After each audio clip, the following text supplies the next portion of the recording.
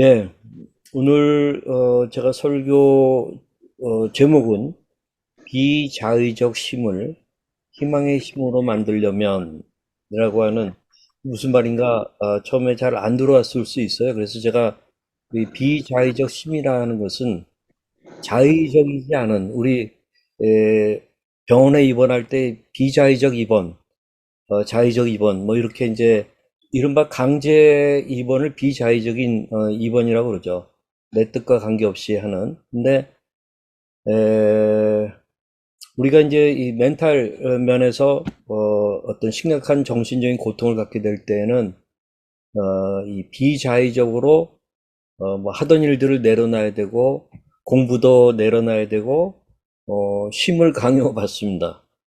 이제 그런 의미에서 비자의적 쉼이다 하는 그런 얘기인데, 근데 우리가 그런 상황에서 어떻게 희망의 쉼, 그거를 희망의 쉼으로 전환할 것이냐 하는 것을 여러분들과 좀 나누려고 그래요. 특별히 이제 7월 달이라고 하는 것은, 또 8월 달이라고 하는 것은 우리 뭐 지금 여행 가는 분들도 계시고 쉼과 관련된 그런 시간들을 많이 갖잖아요. 그런 가운데 한번 우리의 쉼의 문제를 생각해 보려고 제가 이 주제를 잡았습니다.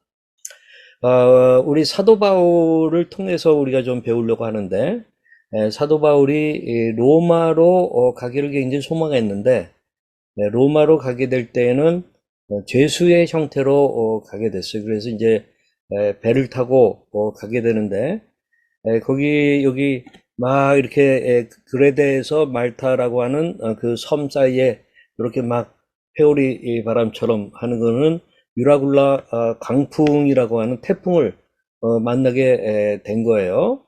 그래가지고 이 말타 섬에 이제 도착했는데, 이 유라굴라 광풍이 거의 2주 동안 이 계속됐는데, 그것이 아주 그냥 정말 소망이 다 끊어지게 만드는 그러한 그런 광풍이었었습니다.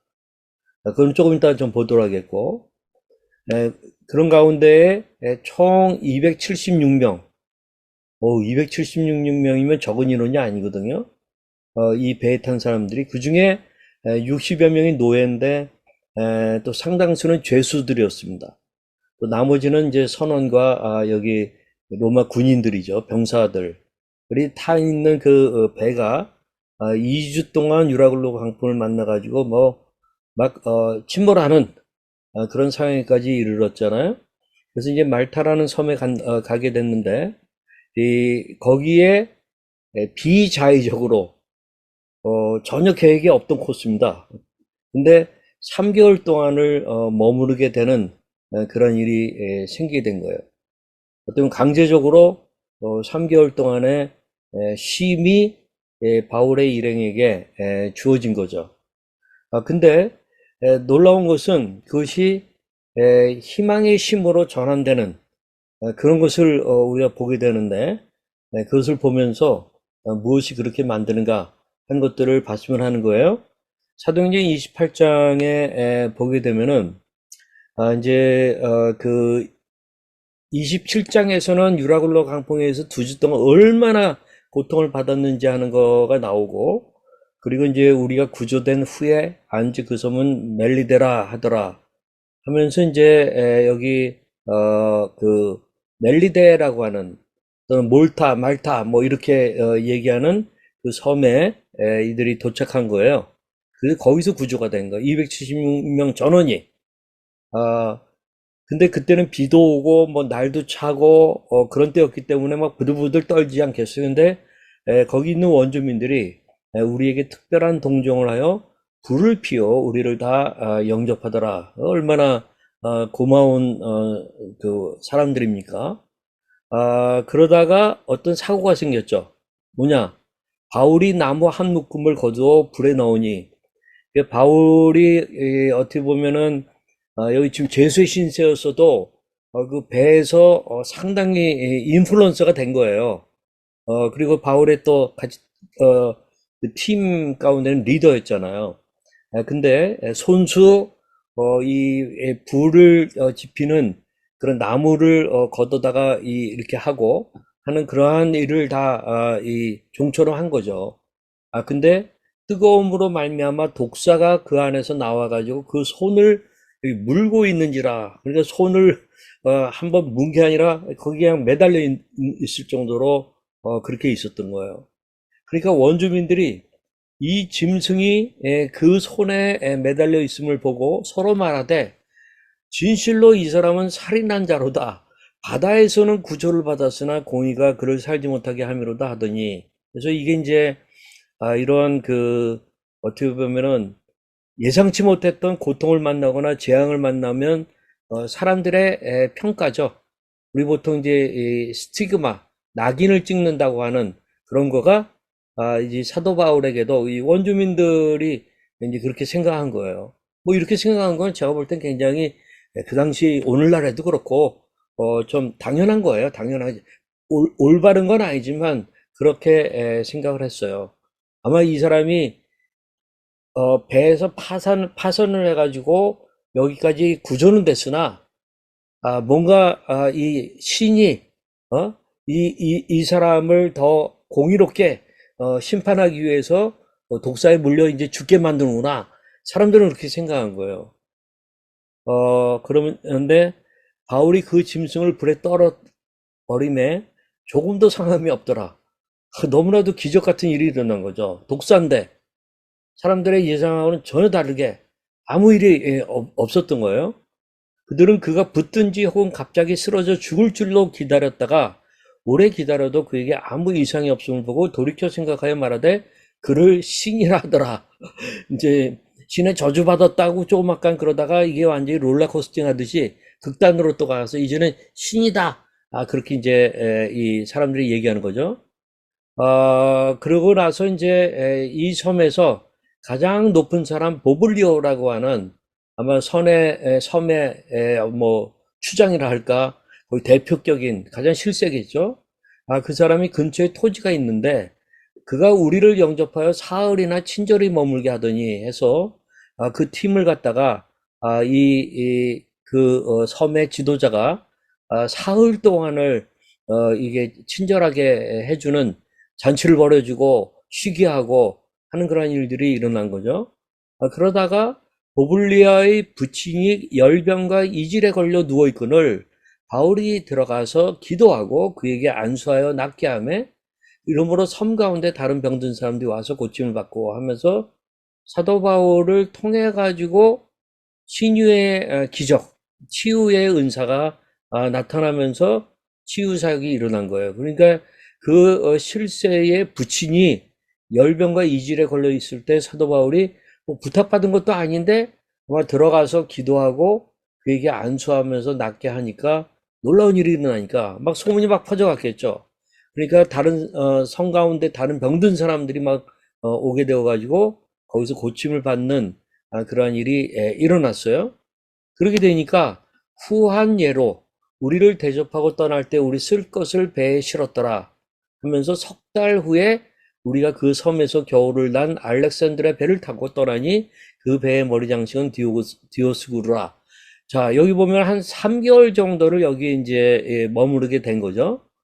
자, 이런 이 사도 바울과 그 일행에게 뭐 3개월 남짓의 이 하나의 쉼의 기회가 주어진 거예요. 그러나 이것은 이들이 계획한 것도 아니고 자의적으로 한 것도 아니고 어떤 비자의적으로 주어진 그런 쉼의 시간이었습니다. 근데 우리가 지금 보는 것처럼 여기에서 사도 바울이 이 어떤 당당하게 이 사람들을 고치고 주눅들지 않고 심지어는 독사에 물렸는데도 죽을 줄 알았던 그 사람이 뭐 죽었다 살아나고도 아니라 그냥 아무 일 없었던 것처럼 되고 그랬어요. 이런 가운데에 뭔가 복음 전파의 기회가 이제 오게 되고 이제 그런 전환이 일어난 그래서 어떤 희망의 쉼 여기 3개월 동안을 보내면서 사도 바울과 그 일행은 어떤 대화를 했을까요? 그들은 유라굴라 강풍으로 2주 동안 고생한 거에 대해서 돌아보고 얼마나 이 마음을 저거 서로 챙기면서 격려하고 그런 가운데 우리가 거기서 살았다고 하는 사실, 이렇게 살게 된 것은 어떤 이유일까? 이런 것들을 같이 나누고 그러지 않았겠어요? 또는 그 전에 바울의 1차 선교여행, 2차 선교여행 등 여러 번의 이 선교 여행들이 있었는데 그런 것들을 같이 나누고 그런 가운데 하나님께서 하신 일이라든가 복음 전파가 막 일어나는 그런 것들에 대한 것들을 같이 나누고 그랬겠죠. 등등.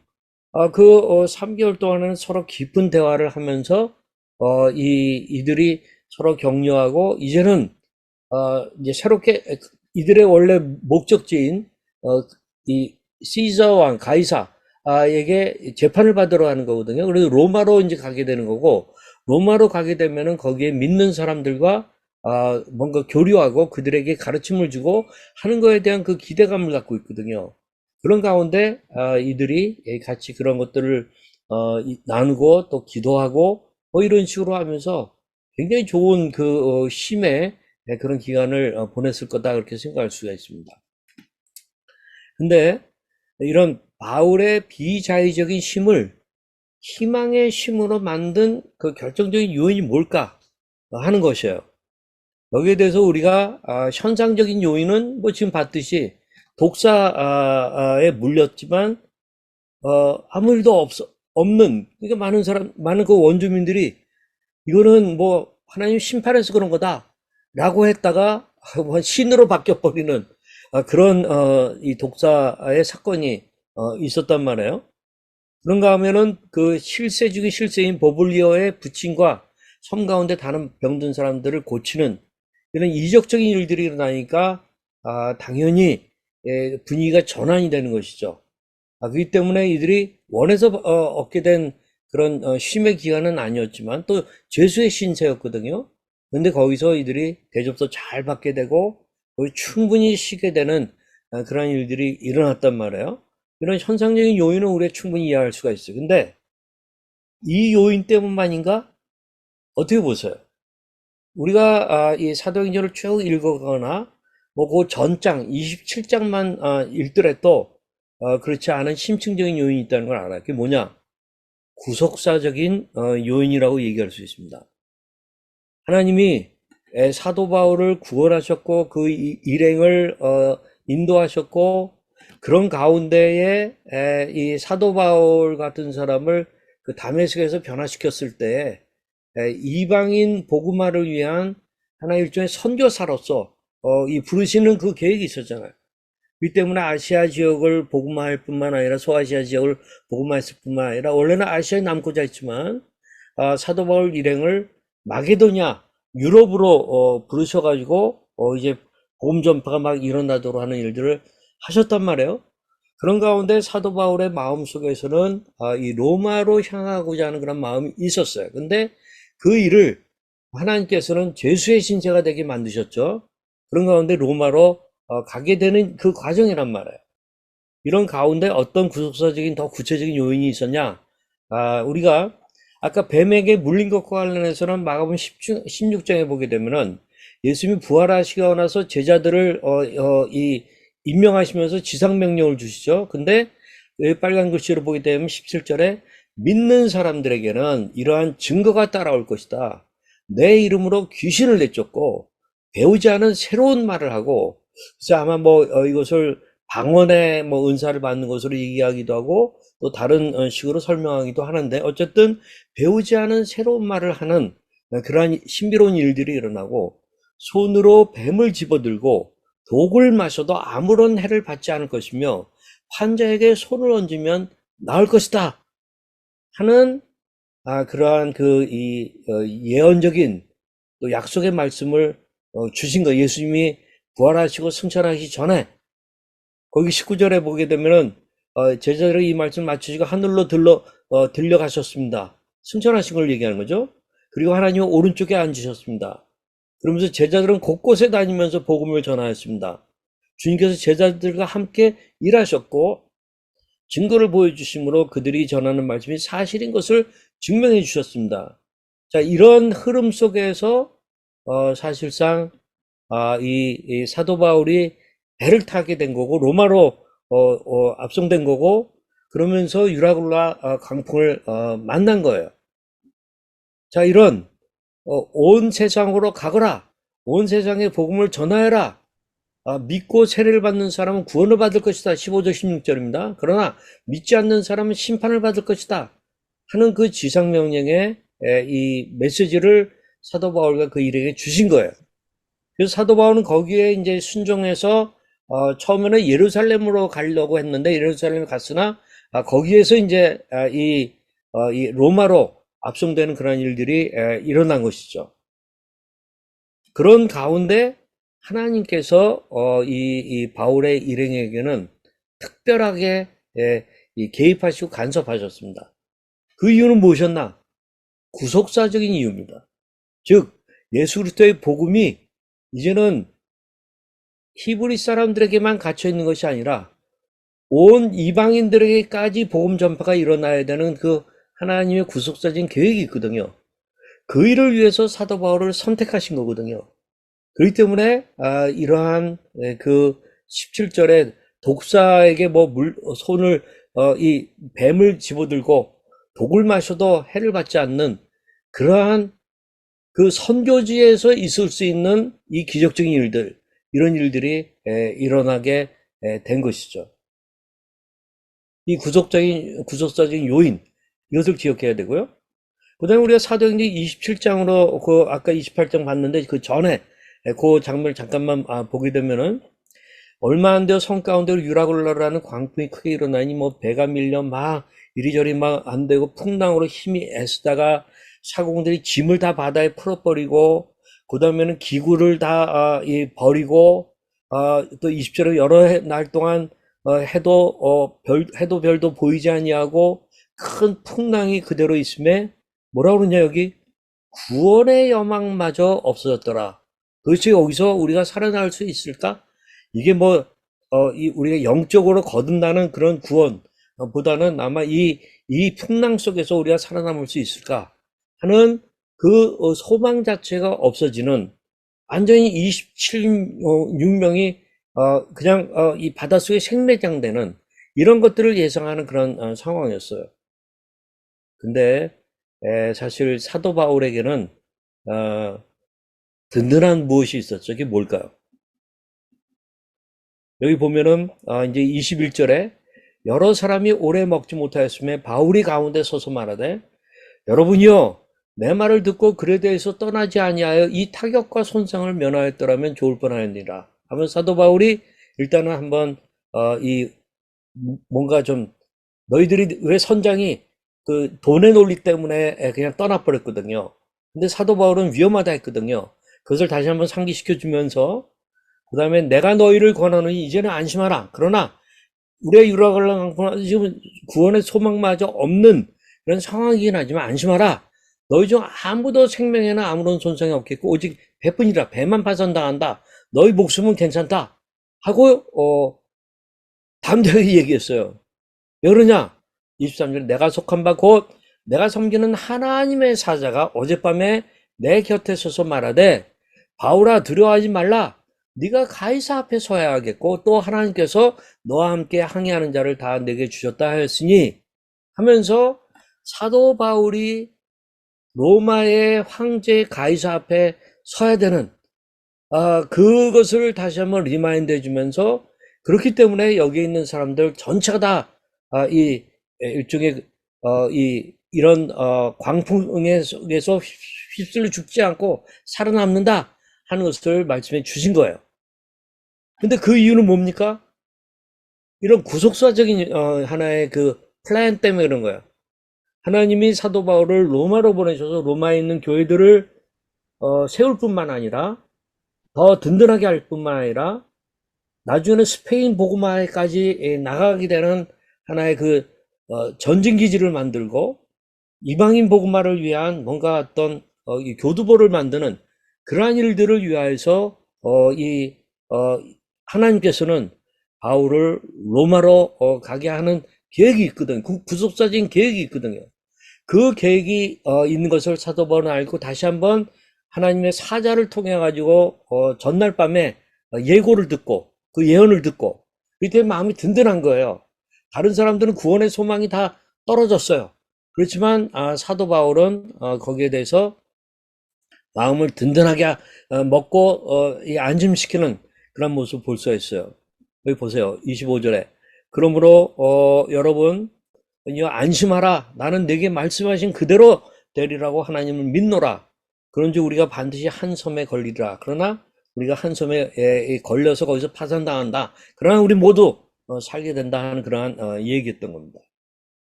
그렇게 해서 아까 말터섬에 갔고 거기서 독사의 사건이 있었고 그 다음에 많은 사람들 치유했고 그 다음에 그러나 3개월 정도의 비자의적인 쉼을 가졌고 그러나 비자의적이었지만 거기서 일종의 희망의 쉼, 뭔가 희망을 갖는 그러한 쉼이 된 거죠. 그리고 나서 로마에 당도하게 됐어요.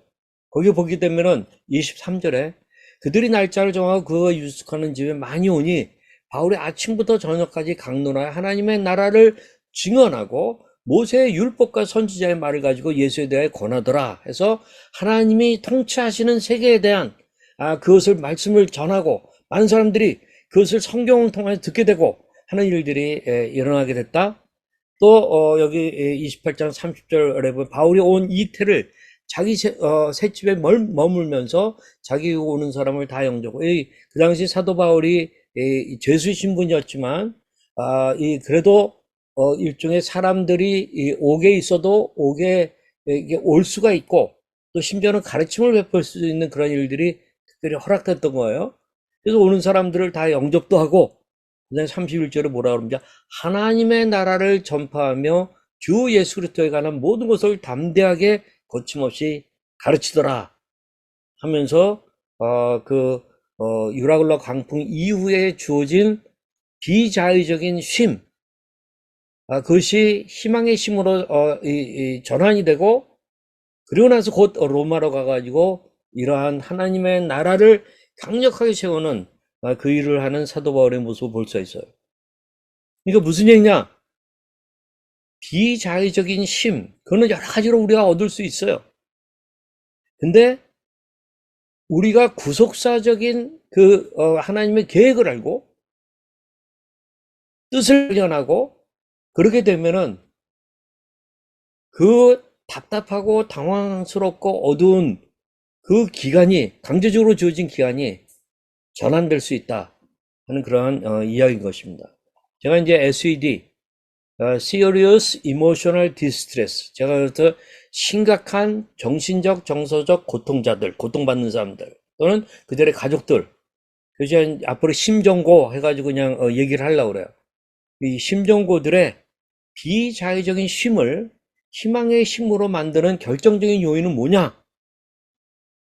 바로 우리 지상명령의 어떤 성취, 하나님을 믿는 사람들, 제자들에게 주어진 그런 지상명령, 바로 이것을 사도 바울에게 먼저 주셨고 또한 제자들에게 주셨고 그리고 그 제자들의 말을 듣고 믿게 되는 후세 교회에 주셨고 우리들에게 주신 거예요. 우리가 잘 알고 있는 마태복음 28장 18절부터 20절 말씀인데 이게 일종의 그레이트 커미션이라고 얘기하잖아요. 하늘과 땅의 예수께서 나와 말씀하여 이르시되 하늘과 땅의 모든 권세를 내게 주셨으니 그러므로 너희는 가서 모든 민족을 제자로 삼아 아버지와 아들과 성령의 이름으로 세례를 베풀고 내가 너희에게 분부한 모든 것을 가르쳐 지키게 하라. 볼지어다 내가 세상 끝날까지 너희와 항상 함께 있으리라 하시니라 하는 그러한 지상명령을 주셨죠. 여러분, 이거는 사도 바울이라든가 예수님의 12사도뿐만 아니라 또 초대교회뿐만 아니라 그 예수 그리스도의 복음, 하나님 나라의 복음을 듣고 거듭나게 된 우리 모두에게 주어진 메시지입니다. 명령입니다.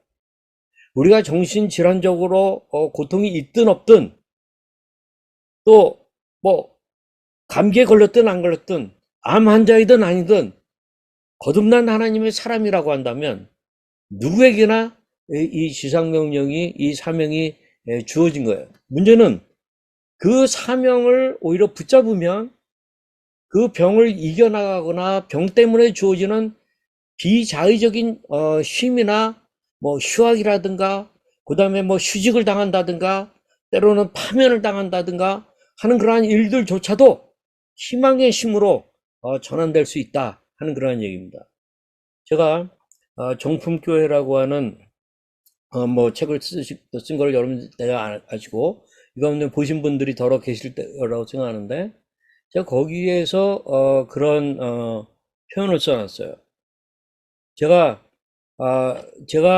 이 정품교회라고 하는 책을 쓰기 전부터 갖고 있었던 저 개인적인 구속사적인 비전은 뭐냐면 제가 있었던 IDF라고 하는 대학생 단체에 제가 간사 생활을 사역자로서 오랫동안 거의 한 30여 년 살아왔고 그런 가운데에 이제 제가 우리 아이들 때문에 이제 고통을 많이 받았고 그러면서 이제 아이들의 이 조언의 마음 약국 하는 것을 돕게 되면서 저한테는 생각하지 않았던 사명이 생긴 거예요. 이게 뭐냐? 바로 이런 조언의 이 마음 약국에 여러 가지 관련된 일들을 불가항력적으로 하게 되는 일들이 있었어요. 근데 제가 불가항력적이긴 하지만 그러나 제 안에 모티베이션이 있어요. 그게 뭐냐? 저는 이 대학교 2학년 때부터 이 비전이 있었어요. 지성사회 복음화라는, 여러분 지성사회 복음화라는 말에 거부감을 느낄지 모르겠어요. 대학사회를 복음화한다는 거고 대학교를 졸업한 사람들을 복음화한다는 거고 그 얘기를 예전에 저희가 있는 단체인 지성사회 복음화라고 표현했어요. 그래서 저는 제가 정품교회라는 책을 쓰기 전까지 저는 산책하거나 도보로 어디를 걷거나 뛰거나 할 때마다 저희 뭘 외치냐면 지성사회 복음화, 지성사회 복음화, 지성사회 복음화 하면서 저는 30여 년을 외치면서 살아왔고 이것에 따라서 저는 살아온 사람이에요. 그러다가 우리가 잘 아는 것처럼 우리 아이들이 그런 고통을 받았죠. 그러면서 제가 그전에는 그런 비전이 사실 없었는데 저에게 생긴 새로운 비전이 뭐냐? 제가 이제 그 책에다 하는 정신질환자 복음화라고 그래요. 그래서 제가 근래까지 정신질환자 복음화 하면서 같이 지성사회 복음화와 함께 외치고 있어요. 이걸 외친 지가 5년 됐어요. 이 비전, 이 사명, 이것이 있기 때문에 저는 저에게 주어지는 비자의적인 힘들, 강제로 주어지는 힘들, 그런 것들을 사도 바울을 감히 흉내낼 수는 없지만 희망의 힘으로 전환할 수 있는 것을 저는 알고 있습니다. 그래서 제가 이제 여러분들에게 이런 SED 심정고들, 심각한 정신적, 정서적 고통을 받는 사람들, 또 그들의 가족들, 이 심정고들의 비자의적인 힘을 희망의 힘으로 만들기 위한 제안을 좀 드리려고 해요. 근데 제가 시간 관계상, 요 앞에 나오는 당사자를 위한 거하고 가족들을 위한 거는 이따가 DGM 하게 될 때 그걸 좀 소개하도록 하고, 제가 이제 우리 아둘람 차원에서는 어떻게 하려고 그러냐, 그걸 잠깐 얘기하려고 그래요. 우리 곳곳에 이 광역시의 KTX 역사가 있죠. 그러면 우리가 좀 전국적이기 때문에 대전 역사, KTX 역사, 거기 가면 회의실이 있습니다. 작게는 15인실, 30인실, 50인실, 100인실. 약간의 돈만 내면 돼요. 그런 데에서 우리가 같이 이제 앞으로 의논하면서 수련회 애프터를 가질 겁니다. 그럼 우리는 지역에 따라서 올 수 있는 분들 오시고, 그렇게 해가지고 거기서 한, 4~5시간 정도 좋은 시간을 갖고, 또 역사에는 좋은, 레스토랑들이 많잖아요. 같이 먹고, 또, 저는 제 아내랑 같이 대전역까지 갔는데, 당일로 올라오고 싶지 않아요. 근처에, 호텔 잡아서 1박 하고, 또는 어떤 원하는 사람들은, 우리 청년들은 노래방 갈 수도 있고, 그런 식의 시간들을 좀 가지려고 그래요. 또는 좋은 교회의 수양관, 여기가 싸니까 그러나 굉장히 좋아요. 그리고 굉장히 심해 좋거든요. 그런 것을 통해서 이벤트를 한다든가, 또는 정부에서 국가적으로 운영하는 공공시설들이 요즘 너무나도 많아요. 주말이나 헐리데이만 아니면은 주중에는 텅텅 비어 있는 것들이 많아요. 그런 것들을 이용해 가지고 우리가 이벤트를 갖는다든가 하는 것들을 앞으로 자주 가지려고 그래요. 그리고 제가 세버스라고 하는 미디어 플랫폼이 있는데, 이걸 뭐 제가 만든다는 게 아니라 얼마 전에 저한테 한 자매가 찾아왔어요. 이 자매는 저희 사랑의 교회 대학부 출신 자매인데, 이른바 명문대학을 나와가지고 또 뭐 대기업에서 오랫동안 일을 하고 거기서 인정을 받아가지고 미국의 지사장 역할을 했고, 그 다음에 거기서 또 MBA를 하고 와가지고 이 본사의 경영기획실에서 일했고, 근데 이 자매가 이제 그런 것들을 다 내려놓고 하고 싶은 게 있어요. 오랫동안 자기가 뭘 하고 싶었냐? 이 세버스라고 하는 미디어 플랫폼을 만들게. 세버스라는 거는 안식일입니다. 우리말로 하면은 이게 굉장히 종교적인 느낌을 갖지만, 영어권에서 세버스 그러면은 그냥 쉼이라고 하는 것으로 이 히브리어로 이걸 다 사람들은 그렇게 이해해. 꼭 종교적으로 의미를 부여는 안 해요. 근데 이 자매가 그런 걸 위한 미디어 플랫폼을 만들고자 한다. 그래서 저한테 이제 이 설명회를 하러 온 거였어요. 그러면서 자기가 만든 영상을 가지고 이제 쭉 얘기하는데, 제가 몇 가지만 좀 캡처해서 좀 나누려고 그래요. 우리가 인생을 살다 보면은 블루 아워라는 게 있습니다. 아워.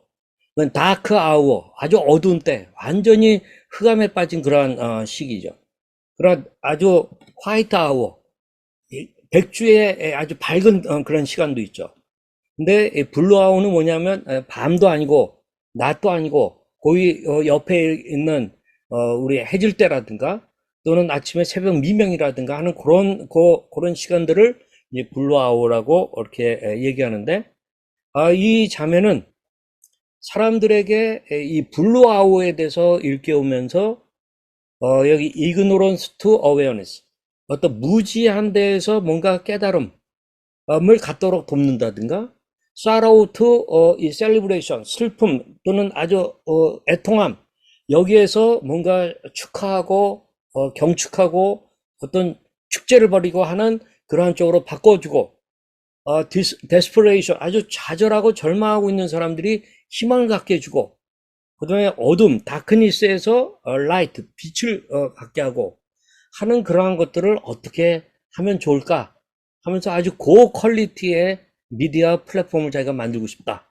그래서 그것을 같이 좀 하면 안 되겠느냐 해가지고 저한테 이제 찾아온 거였었어요. 그러면서 이 자매가 거기 영상에 보면은, 우리는 그 시간을 갖다가 일종의 a time of rest, 쉼의 시간이라고 하니까 쉼을 가지고 비즈니스를 하겠다는 거예요. 이 자매는.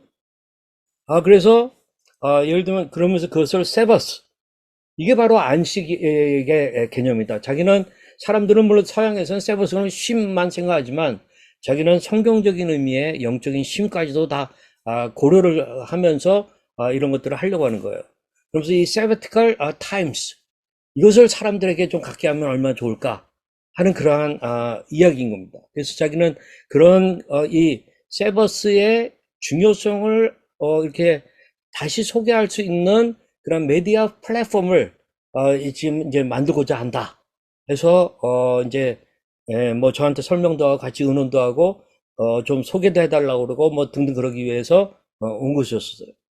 근데 그러면서 이 자매는 그런 미디어 플랫폼을 통해서 여러 가지 그 쉼에 대한 아이디어, 또 여러 가지 회의, 뭐 세션들, 프로그램들, 그 다음에 또 serene places, 아주 고요한 곳, 평화스럽고 조용한 곳, 쉬기에 조용한 곳, 이런 것에 그런 것들을 또 소개도 하고, 그 다음에 묵상할 수 있고 명상할 수 있고 뭔가 사고할 수 있고 상상할 수 있고 놀고 노래 부르고 춤추고, 그 다음에 celebrate whatever feeds our soul, 우리의 영혼을 뭔가 이 먹여줄 수 있는 그러한 것들을 축하하고, 뭐 이런 시간들을 이 하나의 소개하는 그런 면에서 자기는 6가지를 만들겠다는, 무료로 안 하고 6가지를 하겠다라는 거예요. 그러면서 여기 기쁨과 아름다움과 창조성으로 뭔가 충만하게 될 것, 그런 것들을 바라본다는 것이죠. 너무나도 예쁘죠?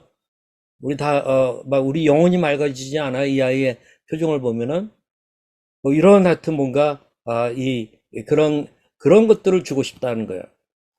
그러면서 제가 이 말이 제일 와닿았어요. human being, 인간 아니에요. 인간, 인류, 인간. 인간이 뭐냐?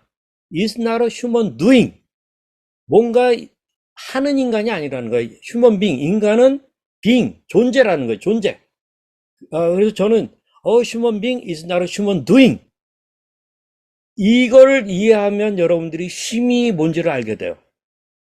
이러면서 이 자매 하는 얘기는 우리의 가치가 does not come from something we did or do. 우리가 과거에 했던 것에서 우리의 가치, 우리가 뭘 많이 했어요. 스펙을 쌓았어요. 그래서 우리의 가치가 막 올라가는 거예요. 그거 아니라는 거예요. 또 우리가 현재 하고 있는 일들, 뭐 직업을 얘기하죠. 스펙을 얘기하죠. 그거가 우리의 밸류를 얘기하는 게 아니라는 거예요. 우리는 휴먼 빙, 우리의 존재 자체, doing은 안 하더라도 어떻게 보면은 있는 자체 또는 쉼의 상태, 그것이 인간의 본질이라고 하는 그러한 이야기예요. 그래서 자기는 이것을 더 자극해주고 알려주고 도와주는 그런 고퀄리티의 그런 것들을 하고 싶다. 그러면서 영성이라는 얘기예요. 그래서 영성은 an important factor affecting the quality of life. 삶의 질에 영향을 주는 아주 중요한 요소라는 것이죠. 그 영성이라는 게. 그때 그 영성을 더 충만하게 해주고 공급해주고 하는 그러한 쉼의 비즈니스, 그것을 하고 싶다는 얘기예요. 그래서 그것은 여기 whole person health, 전인적인 건강을 위해서 이 spirituality, 영성이라는 건 아주 근본적인 요소다 하는 그런 것이죠. 이건 정말 맞는 얘기죠. 그래서 저는 어디 가서 뭐 이 버케이션을 갔든 헐리데이를 갔든 쉬러 갔든 여행을 가가지고 저의 영적인 것이 건드려지고 그것이 충만해지지 않으면은 쉬고 온 것 같지는 않아요. 더 피곤해요. 그래 더 짜증나요. 그래서 일하러 가야 될 그 시간에도 더 피곤해요. 그러나 우리가 육체적으로도 쉬고 여러 가지 뭐 놀기도 하고 그러지만은 스피리추얼리티, 하나님과의 관계, 또 나의 내면적인 어떤 소통, 성령으로 인해서 리뉴얼, 갱신되는 거, 이런 일들이 수반되는 이 뭐 여행이 저는 제일 좋은 여행이고 쉼이라고 생각을 해요. 제가 아둘람 수레바퀴의 삶을 지난주에 얘기했습니다. 심각한 정신적 고통자, 정서적 고통자의 SED의 풍성한 삶의 비밀이 뭐냐? 우선은 심리적인 것에서 뭔가 변화가 일어나야죠. 근데 환경적인, 그 다음에 심신, 환영해가지고 이제 신체적인 거, 뭐 약도 잘 먹어야 되고 운동도 해야 되고 뭐 등등이죠. 그 다음에 환경 가운데는 심의 환경 같은 것들을 잘 갖는 게 굉장히 중요해요. 그렇지만 마지막으로 이 스피리추얼리티, 영성이라고 하는 이 부분은 너무나도 중요한 것이죠. 그래서 이러한 어떻게 보면 이런 쉼의 비즈니스를 하려고 하는 그 자매랑 제가 이제 자주 만나가지고 제가 하고 싶었던 것들을 이 자매가 막 하겠다고 더 전문적으로 하겠다고 그러니까 얼마나 감사한지 몰라. 그래서 우리 아둘람하고 같이 좀 제휴를 맺는 이제 그런 것들을 같이 지금 모색하고 있습니다. 그래서 저는 우리 아둘람에 계신 분들이 당사자에게도 정말 세버스, 안식일 같은 그런 안식이 필요하고 우리 부모나 배우자나 가족들에게도 정말 안식이 필요해요. 쉼이 필요해요. 그런 것들을 제공하고 아이디어를 드리고 뭔가 우리 같이 아주 누리고 하는 그런 일들이 저는 아둘람에서 일어나는 것이 굉장히 필요하다, 그렇게 생각합니다. 자, 그럼 이제 같이 기도하는 시간을 좀 갖도록 하겠습니다.